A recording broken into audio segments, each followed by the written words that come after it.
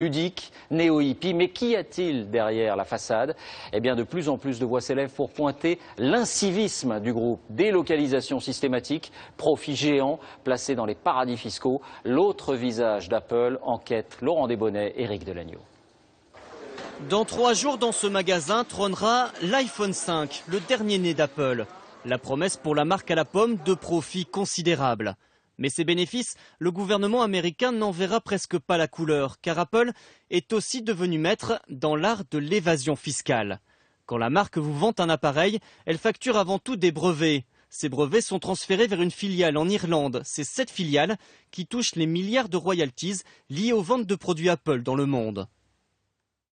La loi américaine, tant qu'on fait des profits à l'étranger, ils ne sont pas taxés aux États-Unis. Donc le principe de base va être pour Apple de localiser la partie la plus importante possible de ses profits à l'étranger. On pense aujourd'hui qu'à peu près 70% des profits mondiaux d'Apple sont localisés en dehors des États-Unis. Chez Apple, les ingénieurs ne sont donc pas les seuls à être créatifs, les comptables aussi. Dès les années 80, ils mettent en place ce schéma d'évasion fiscale infaillible. De filiale en filiale et de pays en pays, le fisc est semé. Destination finale, les îles Vierges britanniques. C'est dans ce paradis fiscal que se situe la gigantesque trésorerie d'Apple, 116 milliards de dollars. Qui est lésé dans toute cette affaire?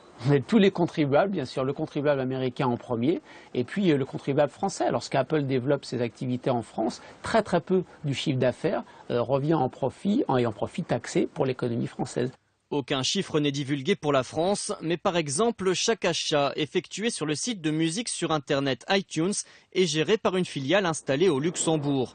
Un cas loin d'être isolé dans le secteur des hautes technologies.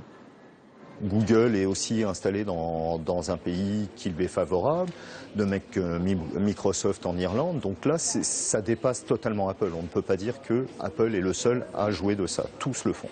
Une stratégie qui enrichit Apple, mais pas forcément ses salariés. Depuis hier, les vendeurs des magasins français portent ce bracelet en signe de protestation.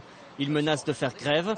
Leurs revendications, des hausses de salaire, mais aussi l'installation de fontaines à eau ou la distribution de tickets restaurants. On constate qu'ils gagnent des milliards d'euros, des milliards de dollars, ont 100 milliards d'euros de cash et c'est la première capitalisation boursière.